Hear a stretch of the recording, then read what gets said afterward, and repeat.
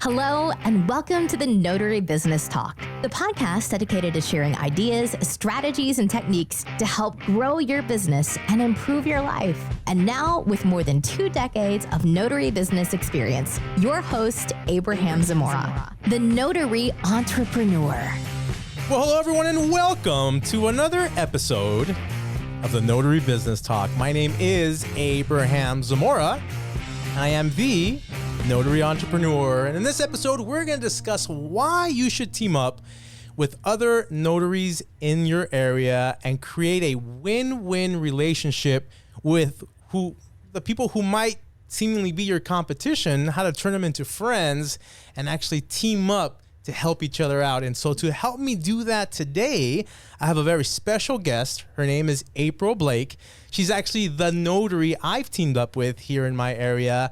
And when I asked her to be on the show, she was gracious enough to say yes. So we're going to go ahead and welcome April. April, welcome to the show. Well, thank you, Abraham. It's nice to be on your show. I'm so happy you invited me. Thank you. You're very, very welcome. You've definitely deserved to be on here since we've been working so long. And this topic that we're going to be discussing just fits perfectly with the experiences we've had. And so I always like telling people kind of how I met the person that's on the show. And I don't know if you remember this, April, but this kind of started by accident. I didn't actually do this on purpose, but I was actually on a trip with my wife in Santa Barbara. I took her out for the weekend. And I had a customer call me who I had said that I would be able to do a notary for them. Then they called, said, hey, I can't be available the day, but I'll call you when I am ready. Well, they ended up calling me back, and I was out of town. I wasn't available to do the notary for them. And so what I did is I said, look, I know somebody, which was a little white lie, that I can definitely help you out because I had built rapport with this client and I wanted to keep them happy. And so I started looking for notaries in the area that they were in, that we are in, right? And I called 2 notaries, neither one of which answered their phone. And then you answered your phone. And I don't know if you remember that conversation, but I said, hey, April, this is Abraham. You don't know me, but I'm a notary in Redlands here. And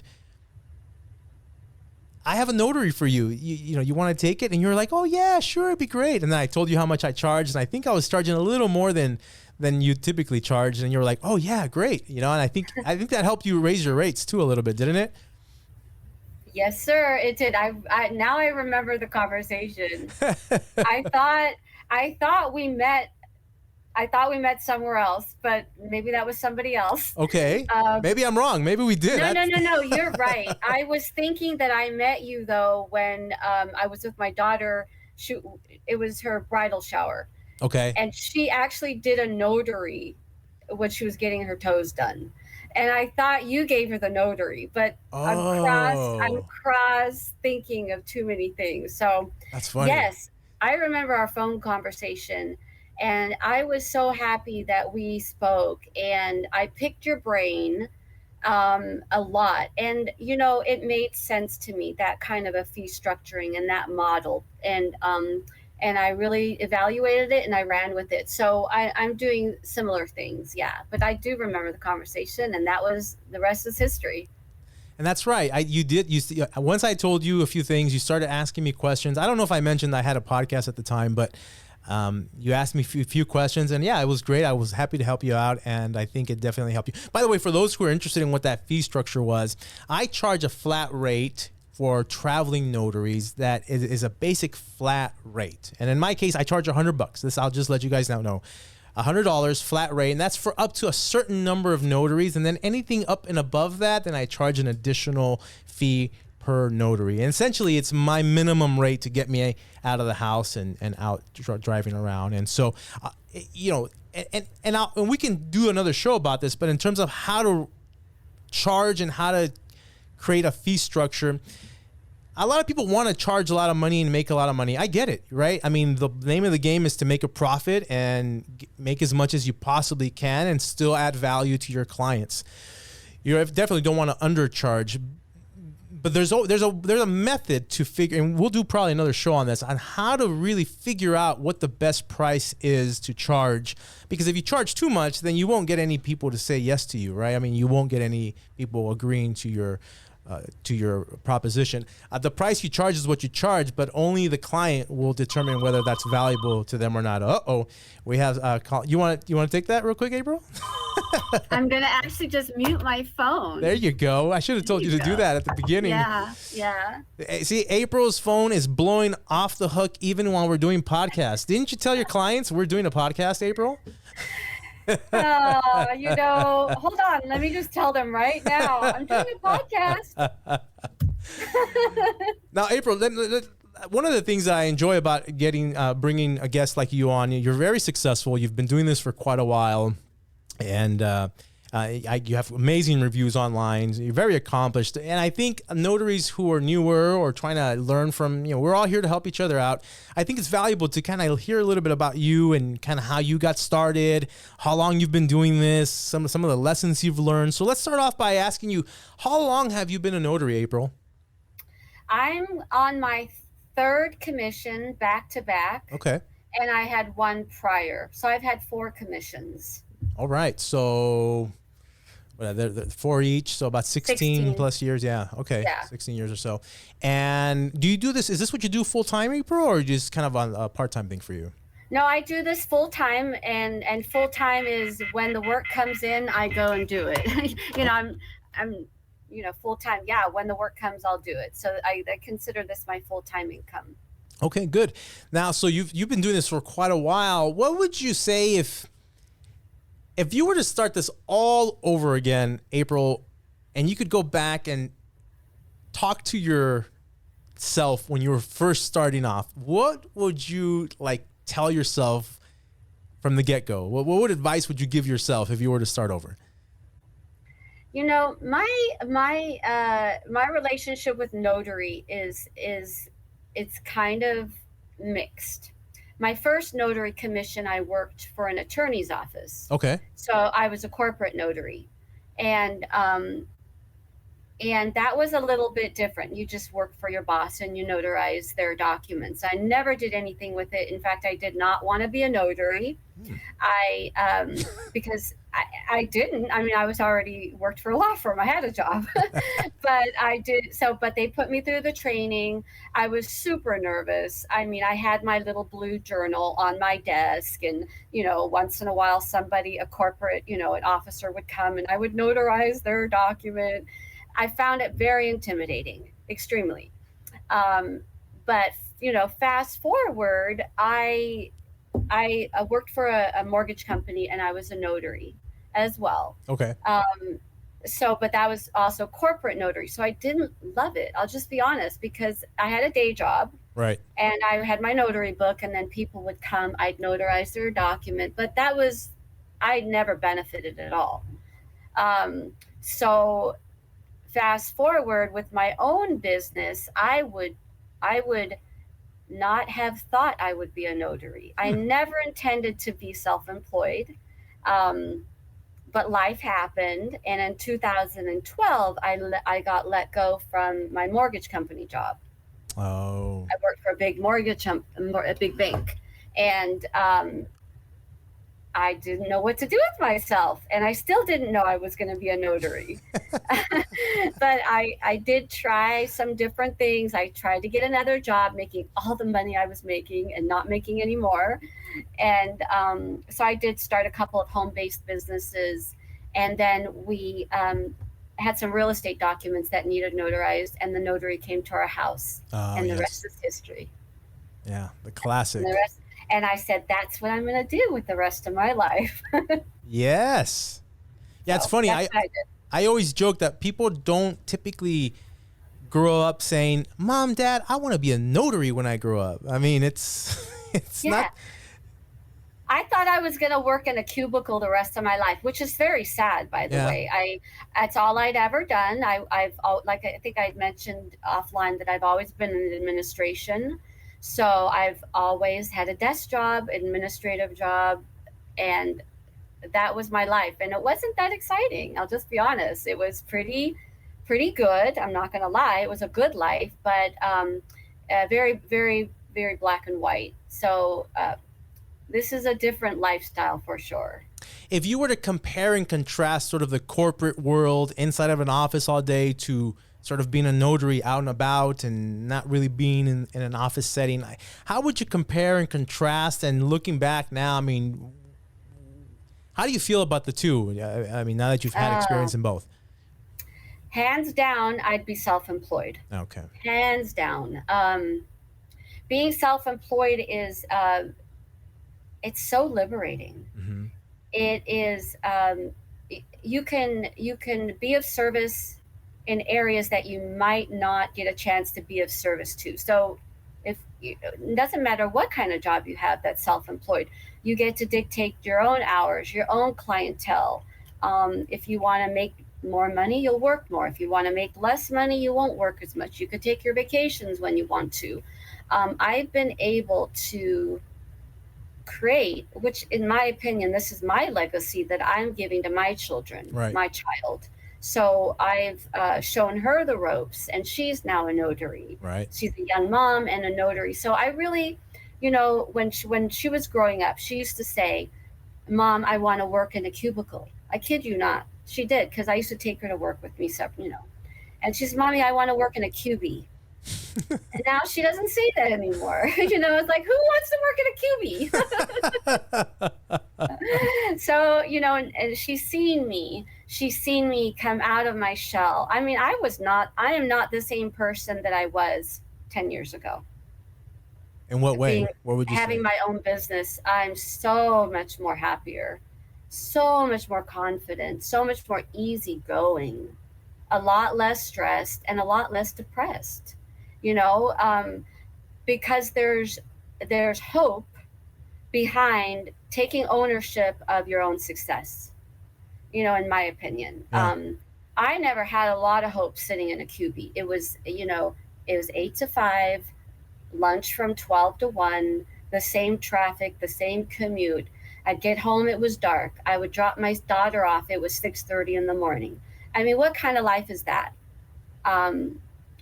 I didn't get to do a lot of things with her, like certain things after school, because I was working. So I'm not saying that working is bad, or working in a cubicle is bad, or a corporate job is bad. I'm just saying, for me, this has been so good for my soul to have my own business and lead my own success.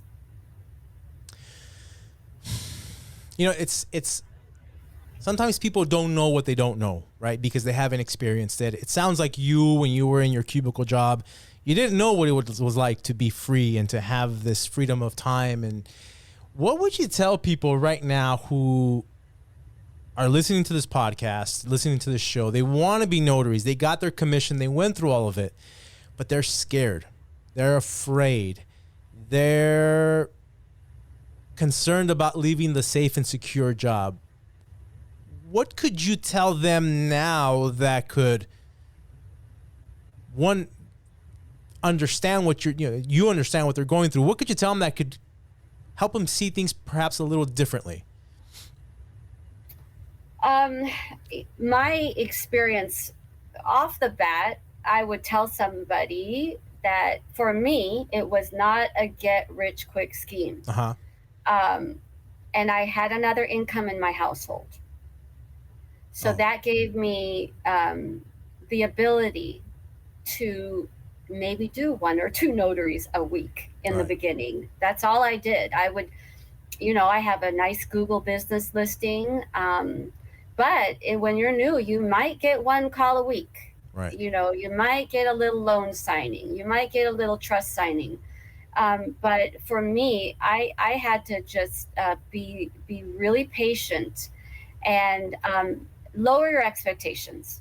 Just off the bat, I would lower my expectations and start that way. And we could go into all the things and steps a notary needs to take to start their business. But if your financials are in order and you're able to ride it out, I would ride it out.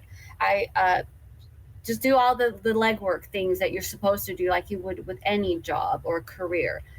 You network, network, network, network. Get yourself out there. And if you have the time and the availability, ring doorbells. I don't mean literal. I mean go to businesses. I wouldn't go to residences. Yeah. But I would start small and lower your expectations and be realistic. That's good. That's good advice. Yeah. What would you say were some of the things you struggled with early on, and maybe perhaps struggle with now that you have to work to overcome? Frustration. Frustration. Frustration. Yeah, frustration. I I was lucky, in my opinion, that I had a strong knowledge base of notary skills and also loan documents. I used to audit them for a job. I was the investor auditor. Oh, right. Okay, so I used to audit them. So I was super comfortable with that. Now owning my own business, setting fees, talking up my own business, I wasn't that comfortable. So I had to get comfortable.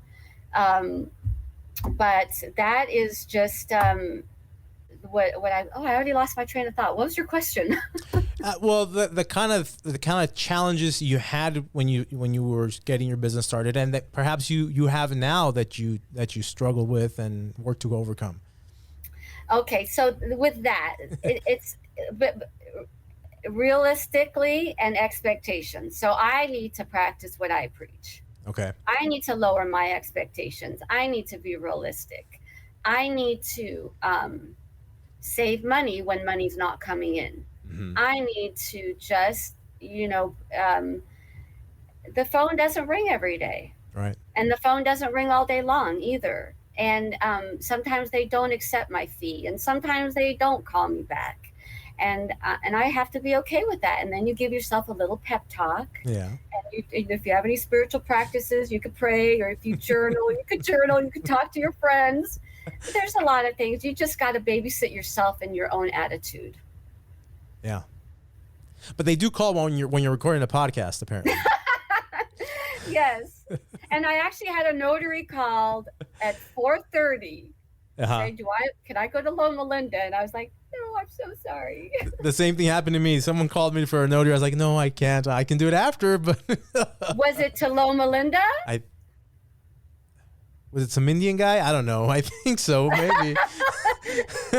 Maybe they called me after they called you. I think that's my Probably. Yeah. Hey, I know a notary. Her name's April. Give her a call. I and we'll get into the value. By the way, if you guys can already tell, April and I are very good friends, and just by on paper, technically we're competitors. I mean, technically her and I are in the same city, going after the same clients, but yeah, here we are having a good time, having a conversation. We've become friends over the years. You did, and so we'll get into the value of having these win-win relationships with local notaries in your area. And that's one of them, is the friendship and relationships. But before we get into that, you mentioned, for a notary who might be afraid and might be scared to start off, if they set it up right, their finances, and you hinted at what you thought would be the way to start your notary business.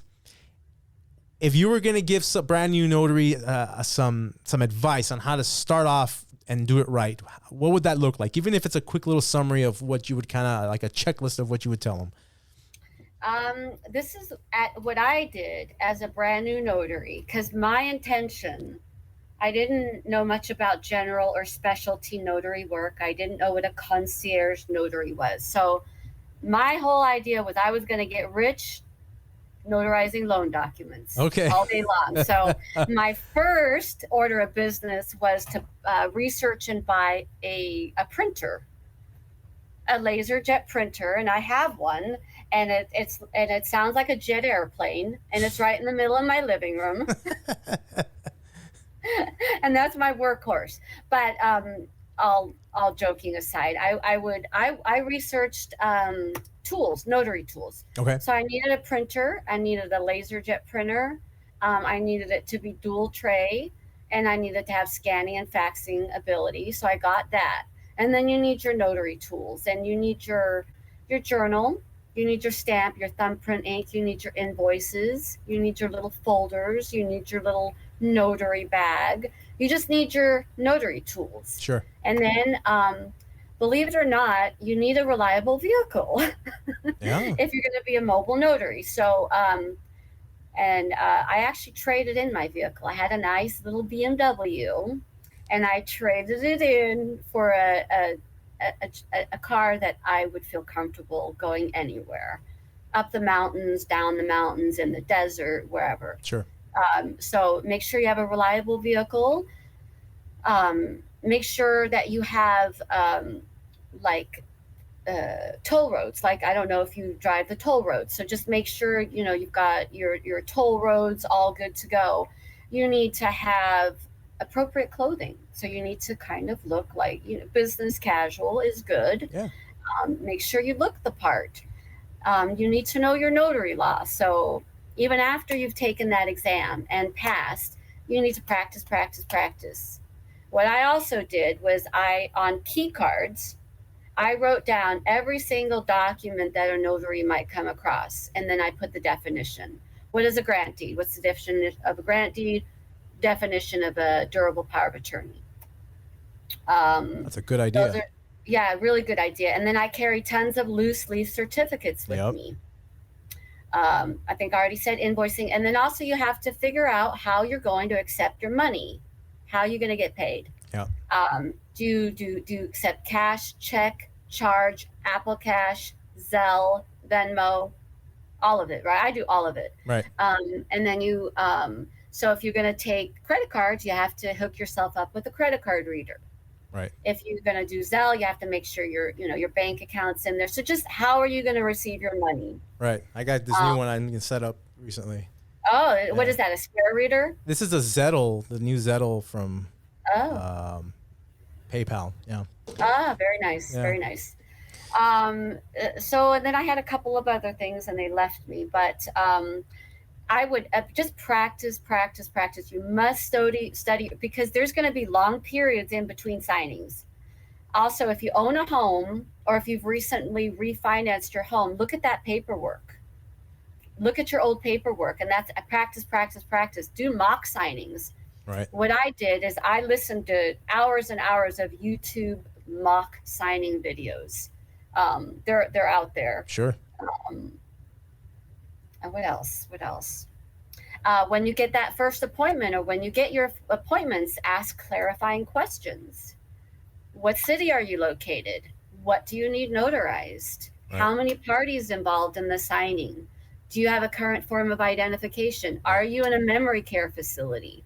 Things like that. Right. Does the ombudsman know I'm coming? Just things like that. I mean, I don't know that I would have asked all these things in the beginning, but I sure do now. Yeah, and the point is there's a lot to do initially to set up as a business owner, but the good news is you only have to do it really once. Once you have it set up and once you've created your system, if you will, then at some point you're set. I mean, and then that's when you become, I think, a professional notary entrepreneur as opposed to just being a notary qua notary. So yeah, it's definitely an interesting way of looking at things, and I'm sure that's how you've coached your daughter, who's now in the business with you, right? Is that from what? Yeah, that's so cool. And like you, she's also my competition. If you put it that way, so we just all help each other. If I can't do one, I'll give it to her. If I'm out of the area, I'll give it to you. You Right. gave me your notaries when you're on vacation. Right. And that was great. And I went with her on her first few notaries. Oh, that's good. I went with her, we teamed up. She has a lot of repeat clients that used to be mine. Uh-oh. It's okay.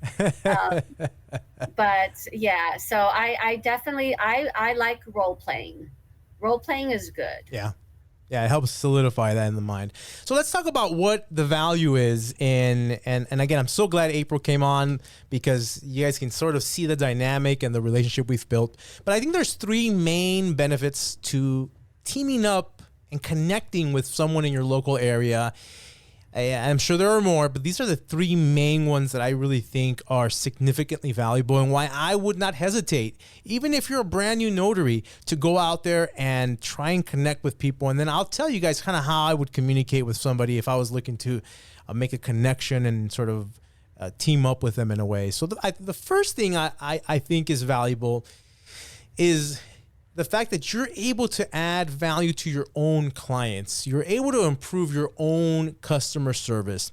When you work together with another notary, you can provide coverage in a bigger area. Your availability is better, because if you're not available, you can refer somebody else and say, yeah, one of my colleagues can definitely help you out. You don't say partner, because they're not really a business partner, but I'm not available, but I can have one of my colleagues find out if they're available, and I'll have them reach out to you and see if they can help you out. And now you're coming across as someone who's able to help them with notaries. And ideally, the next time a notary comes around, they'll give you a call, but it's a notary you would have missed anyway.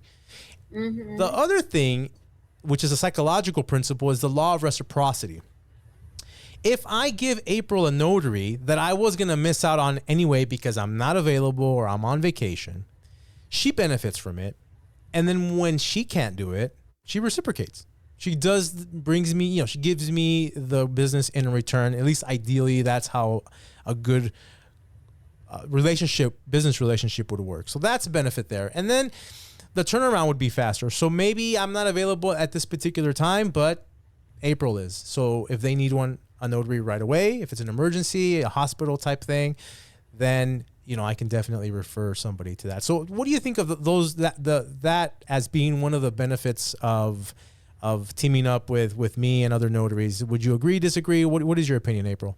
100%. I agree with you. I would add credibility. It gives us credibility. Right. Because if we're owning this notary public profession, typically in other professions you network. You're not normally, on an island by yourself. Right. So it helps us to appear professional, credible, that we're in the know. Oh yeah. Oh, my hairdresser needs a notary in Rancho Cucamonga. I am not going there. Do you go there? I've been able to do things like that. And so when we take ownership instead of letting Google or Yahoo take ownership, right, then I'm all about that. I would rather have like a host of notary networks than we just all talk to each other. That's another podcast right there. There it is. Check. Let's put it on the schedule. Yeah. So in addition to increasing business and referrals, here's the other thing that I think is sometimes unseen as a possible benefit. And that's the fact that notaries don't just do notary. A lot of notaries do other things on the side, or as an added value, or as an added service in addition to their notary business. There's a lot of things that we as notaries can do that complement the notary business really well. And a good example with April and myself is, for example, I'm a wedding officiant, and I perform wedding ceremonies. And April, she does apostille stuff. I have no clue about apostille as of yet. And maybe one day I'll learn, maybe I won't. I don't know. Maybe I'll bring a guest on to talk about that for you guys, because I don't know everything, and I'm the first one to tell you I don't, which is why I have people like April and other people on the show. But whenever if I ever have someone that asks about apostille, I think of April, because that's what she does. And vice versa, I'm sure, I think there's been at least one or two occasions where she's mentioned someone, So yeah, what do you think about that in terms of cross-referencing or cross-promoting other services that other notaries offer as a way of networking, connecting, and increasing the business for everybody? I think it's brilliant. It's perfect. I am not a wedding officiant, and I know you are. I mean, we're already networking. So yeah, I give that work to you, and it comes up all the time. Right. And I just think it adds value. I don't know that I want to be stingy and do everything just because everybody else is doing it. I have to decide what hat I want to wear and what I'm going to do really well at. And the other stuff, I'll just, I'm not an expert at that, and that's not what I do. So yeah, I think not everybody is a baker, a policeman, right. or a shop owner. So you need to enlist other skills and crafts, right, in your day to day. So I think it's great. Yeah, no, absolutely. And I mean, what are some other things that notaries do? I mean, there's the people who do fingerprinting. There are, I mean, I specialize in, I do jail weddings, which require a notary. So I send out a notary to do those, and then they tell Yeah. people about me when someone's looking for a Yeah. jail. Yeah. Uh, I do jail notaries. oh, jail notaries. Oh, you know what I meant? Jail weddings. I do jail weddings. Oh, you jail weddings? Yeah, you didn't know that, did you? Well, if I had thought about it, I would have said yeah, because you're a wedding officiant and you're a notary. Well, yeah, you would think, but it's such a specialized thing. Not a lot of them do, right? And so, how funny, we just figured out something else we didn't know about each other. Yeah. But there are so many, and so I think we get the point, right? And Yeah. it's just a great way of generating more business and connecting with other notaries in your industry. And then, I know that I'm sorry, Go ahead. Abraham, Go but ahead. yeah, there's notaries that are certified as legal document specialists, Right, and I don't do that. But yeah, there are notaries that are also certified to do that. So absolutely. there, Or there's lots of side hustles. paralegals, attorneys who don't want to travel and they stay in their offices. You have immigration guys that fill out immigration paperwork, but again, don't want to leave or do the mobile side of things because they're staying put. I mean, there's so many ways that you can really connect and cross-reference, cross-promote each other in different areas of work that you may not offer. So, Well, and there's often times where corporate notaries need a notary. A right. business notary, like an admin or an officer, their commission hasn't been renewed yet. That's happened several times. That's true. Yeah. Oh, my boss needs a notary. My commission's not renewed yet. So, yeah, that is another service. So, Absolutely. yeah, networking is great. And then the last benefit, or at least the last one that I've identified as one of the major benefits of connecting with notaries in your area, is just being able to share knowledge and resources with other notaries. You're able to collaborate by sharing best practices, marketing materials, tips, and other resources that will help you guys boost each other's businesses. Basically, you've kind of become each other's mentors because, again, we don't know everything. I don't know everything. April knows stuff about things that I don't know about. And over the years, we've had the opportunity to communicate and give each other ideas. For example, the way I price my services and the way I charged ended up helping April out. And in turn, she's helped me in other areas. So what do you think of the idea of being sort of like mentors and sort of collaborating with knowledge and experience and tips and so on, April? Yeah, I think that we all need to really pay attention to mentoring each other and watch out for your brother and your sister. I call people all the time with questions. I call my notary friends. I call the National Notary Association. Yep. I still do, because I don't remember everything. Laws change all the time. So, so where did you get your business cards made? How much was your printer? Where are you getting paper at these days? Oh my God, I love your advertisement. We need to kind of encourage each other, because Right. we don't really have a cheerleading squad to encourage us. We don't have a boss giving us a review Right. or a raise or telling us we did the good job or a bad job. Well, we know when we did a bad job. But so I think it's super important to be each other's heroes Yeah. and mentors. Absolutely. Yeah, and I think you make a good point about being able to connect and give each other feedback. It's a lonely business. It can be definitely a lonely business if you don't connect. And as you mentioned earlier, it's more than just being a notary. I mean, it's about running a business, and there's a lot to it. There's a lot to it than just going out there, signing and putting a stamp on a piece of paper. Now, it's not it's not hard. And once you figure it out, which doesn't take a whole lot of time, but if you don't know what you're doing initially, having someone who does could be a very, very huge leverage point to get you started as quickly as possible. Right. Like, even I had been a notary for a while, but my notary mentor would look at my journal and go, okay, you really should fill this out. I know that there's only like 4 things that we have to fill out. I fill out everything. But she would point out things maybe that I overlooked. Right. So having a second pair of eyes and ears is good sometimes. Absolutely, absolutely. Now, this is how I would reach out to notaries if I was gonna try and connect with somebody. And so what I would do is I would go on Google, find notaries in the area that, first of all, I would look for notaries that have a good reputation, okay, that are highly rated, that have good reviews.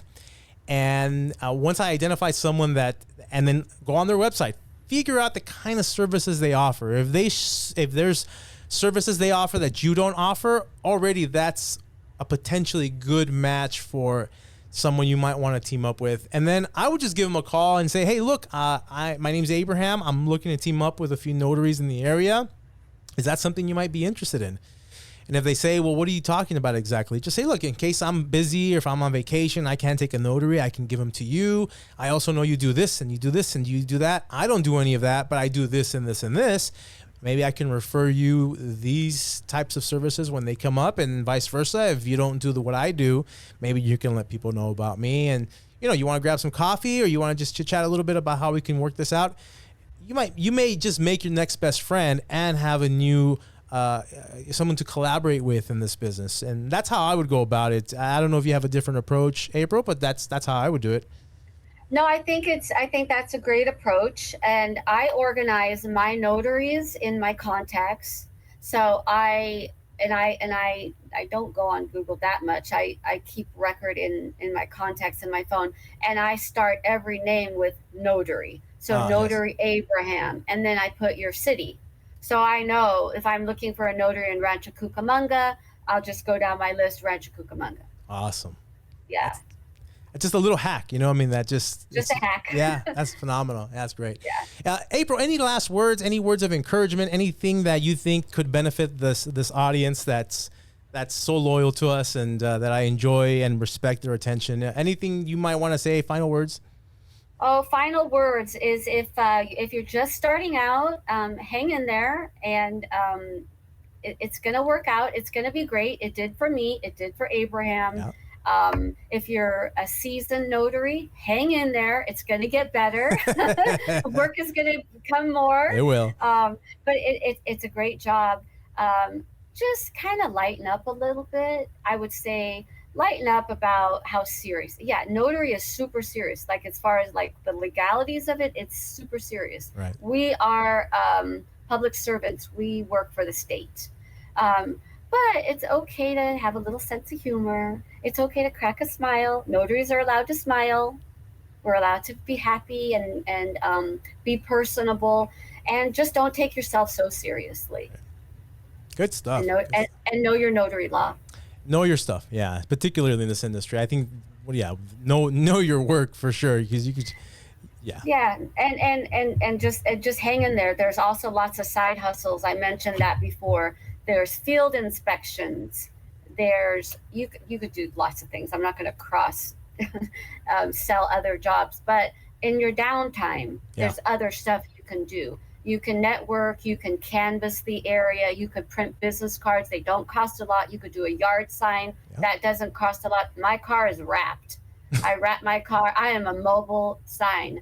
I advertise because I want business. I advertise. I dress the part. I talk the part, and I'm not afraid to meet new people. Phenomenal. Good. Love the spirit. Love the energy. April, thank you so much for being on the show. And for those of you who listened and hopefully enjoyed this episode, thank you so much for joining us. And until next time, be well, take care, and stay productive. Thanks a lot, guys. Bye now. We hope you enjoyed this episode of the Notary Business Talk. To learn more about becoming a notary entrepreneur or to find out how Abraham can help you achieve your business goals, visit notarybusinesstalk.com.